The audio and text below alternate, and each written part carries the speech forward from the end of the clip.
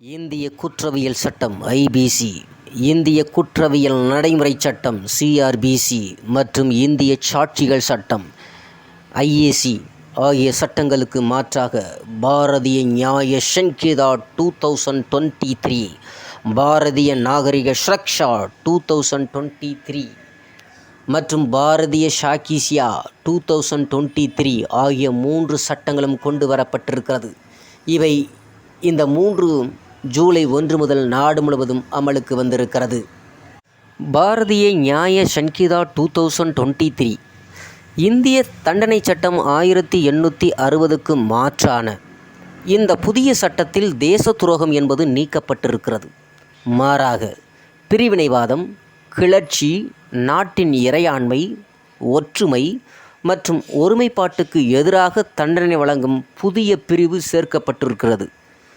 சிறுவர்களை கூட்டு வன்கொடுமைக்கு உள்ளாக்குதல் மற்றும் கும்பலாக அடித்து கொலை செய்வதற்கு மரண தண்டனை வழங்க வகை செய்கிறது. முதல் முறையாக இந்த தண்டனைகளில் ஒன்றாக சமூக சேவையும் சேர்க்கப்பட்டிருக்கிறது. பாரதிய நாகரிக சுரக்ஷா என்று 2வது சட்டம், இது 2023 இந்திய குற்றவியல் நடைமுறை சட்டத்துக்கு மாற்றாக இந்த சட்டம் கொண்டு வரப்பட்டுள்ளது. இதன்படி கால வரையறைக்குள் விசாரணை மற்றும் வாதங்கள் நடத்தப்பட வேண்டும். விசாரணை முடிந்த 30 நாட்களுக்குள் தீர்ப்பு வழங்க வேண்டும். பாலியல் வன்கொடுமைக்கு ஆளானவர்களின் வாக்குமூலம் வீடியோவாக பதிவு செய்வது கட்டாயமாக்கப்பட்டிருக்கிறது.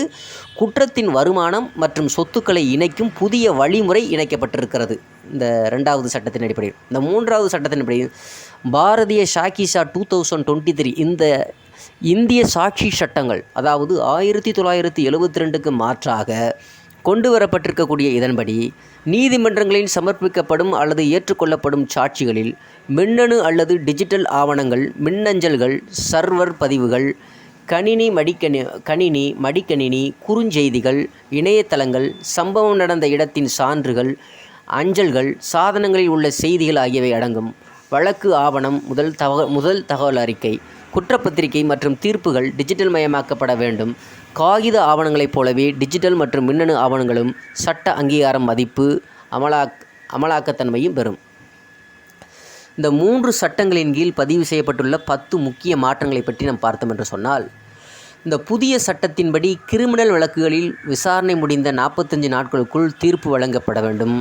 வழக்கின் முதல் விசாரணையில் இருந்து 60 நாட்களுக்குள் குற்றச்சாட்டினை பதிவு செய்யப்பட வேண்டும்.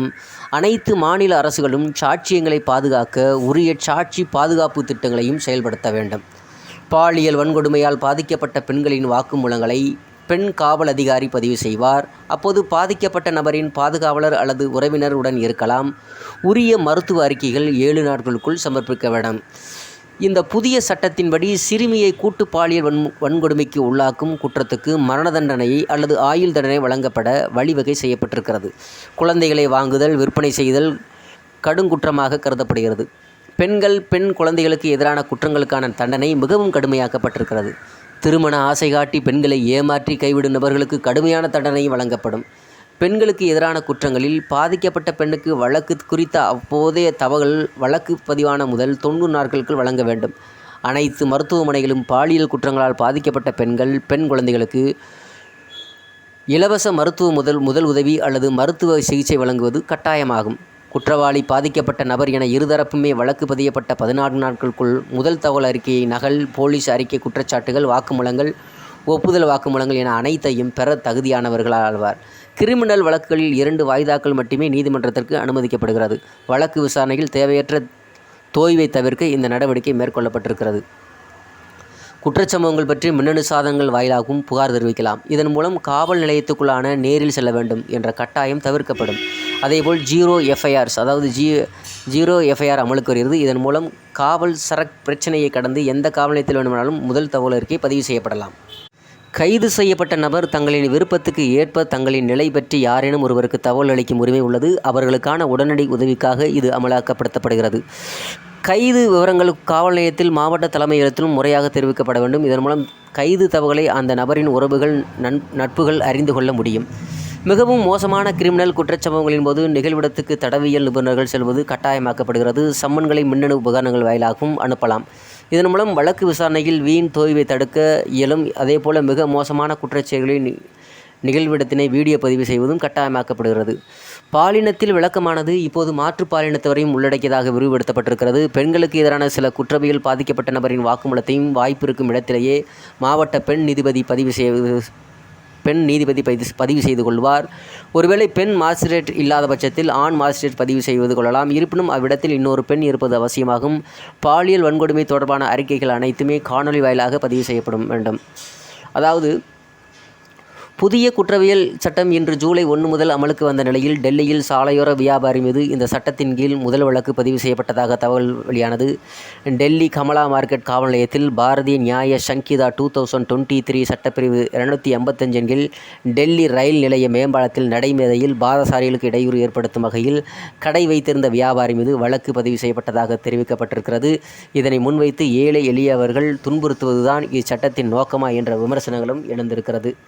இந்நிலையில் இன்று செய்தியாளர்களை சந்தித்த உள்துறை அமைச்சர் அமித்ஷா அவர்கள், அது பொய், முதல் வழக்கு நடைபாதை வியாபாரிக்கு எதிராக பதிவு செய்யப்படவில்லை.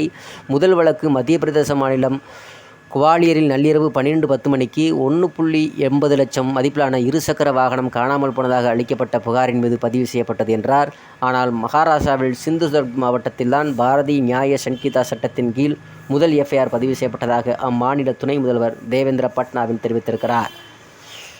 அதாவது சிதம்பரம் விமர்சனம் இது குறித்து என்ன சொல்லியிருக்காருன்னு பார்த்தோம்னா, இந்த புதிய குற்றவியல் சட்டங்கள் குறித்து முன்னாள் மத்திய நிதியமைச்சர் சிதம்பரம் அவர்கள், புதிய சட்டங்களில் சில மேம்படுத்தப்பட்ட விஷயங்கள் உள்ளன, அவற்றை நாங்களும் வரவேற்றுள்ளோம். ஆனால் அதனை சட்ட திருத்தங்கள் வாயிலாகவே செய்திருக்கலாமே. புதிய குற்றவியல் திருத்த சட்ட மசோதா மீது நாடாளுமன்ற நிலைக்குழு உறுப்பினர்கள் பல்வேறு விமர்சனங்களை முன்வைத்திருக்கிறார்கள், சில குறிப்புகளையும் கொடுத்திருக்கிறார்கள். ஆனால் அவை கருத்தில் கொள்ளப்படவில்லை. இச்சட்டம் தொடர்பாக நாடாளுமன்றத்தில் எந்தவித ஆக்கப்பூர்வமான விவாதமும் செய்யப்படவில்லை.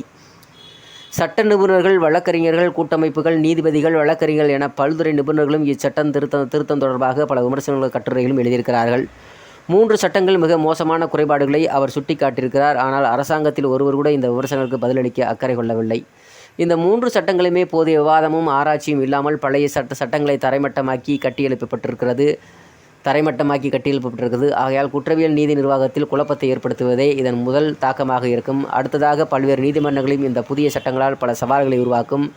காலப்போக்கில் அரசியலமைப்பு மற்றும் குற்றவியல் நீதித்துறையின் நவீன கோட்பாடுகளுக்கு இணங்க 3 சட்டங்களின் மேலும் பல மேம்பாடுகள் செயல்பட வேண்டும் என கட்டாயம் உருவாகும் என தெரிவித்திருக்கிறார். அதேபோல் தமிழகத்தைச் சேர்ந்த காங்கிரஸ் எம்பி மாணிக் தாகூர் கூறுகையில், நாடாளுமன்றத்தில் 150 எம்பிக்கள் இடைநீக்கம் செய்யப்பட்ட வேளையில் நிறைவேற்றப்பட்ட இந்த சட்டம் உரிய விவாதம் நடத்தாமல் அமலுக்கு கொண்டு வரப்பட்டிருக்கிறது. இந்த சட்டங்களால் சாமானிய மக்களால் பாதிக்கப்படுவார்கள். மோடி, அமித்ஷாவின் பிடிவாதத்தால் மக்கள் ஏன் வருந்த வேண்டும்? இச்சட்டங்கள் மீது மீண்டும் அவையில் விவாதங்கள் நடத்தப்பட வேண்டும் என்றார். ஆனால் ஜம்மு காஷ்மீரில் ஆளுநர் மனோஜ் சின்ஹா இந்த சட்டத்தை வரவேற்றிருக்கிறார். குற்றவியல்களில் நிலவி வந்த காலனி ஆதிக்க மனோபாவத்துக்கு இந்த புதிய குற்றவியல் சட்டங்கள் மாற்றத்தை கொண்டு வரும் என நம்பிக்கை என்று அவர் கூறியிருக்கிறார். அதாவது சுவேதேசி சட்டம் என்று, அதாவது இன்று அமலுக்கு வந்திருக்கக்கூடிய இந்த புதிய குற்றவியல் சட்டங்கள் இந்தியாவில் பிரிட்டிஷ் சட்டங்கள் சகாப்தத்தை முடிவுக்கு கொண்டு வந்ததோடு மட்டுமல்லாமல் குற்றவியல் நீதிமுறையை சுதந்திரமாக மாற்றியிருக்கிறது. இந்த சட்டங்கள் நமது அரசியலமைப்பு சட்டத்தின் அடிப்படையிலேயே உள்ளது. இவை சுவேசிய சட்டங்களுக்கு முன்பு பழைய குற்றவியல் சட்டங்களுக்கு மூலம் காவல்துறையின் உரிமைகள் மட்டுமே பாதுகாக்கப்பட்டன. ஆனால் இப்போது புதிய சட்டங்கள் மூலம் பாதிக்கப்பட்டவர்கள் மற்றும் புகார் கொடுப்பவர்களின் உரிமைகளும் பாதிக்கப்படும். பெண்கள் மற்றும் குழந்தைகளுக்கு எதிரான குற்றங்களுக்கு தீர்வு காண்பதற்கு முன்னுரிமை கொடுக்கப்பட்டுள்ளது. புதிய குற்றவியல் சட்டங்களால் பலர் பயனடைவார்கள் என்று உள்துறை அமைச்சர் அமித்ஷா பெருமிதம் தெரிவித்திருக்கிறார். இந்த புதிய சட்டத்தின்படி தண்டனைகளை விட நீதியை நிலைநாட்டுவதற்கு முக்கியத்துவம் கொடுக்கப்பட்டுள்ளது என்று அமித்ஷா கூறினார். அதே வேளையில் ஜூலை 1க்கு முன்னர் பதியப்பட்ட கிரிமினல் வழக்குகள் விசாரணை பழைய சட்டங்களின்படியே நடைபெறும். அதாவது ஜூலை 1க்கு முன்னர் பதியப்பட்ட கிரிமினல் வழக்குகளில் விசாரணை பழைய சட்டங்களின்படியே நடைபெறும் என்றார்.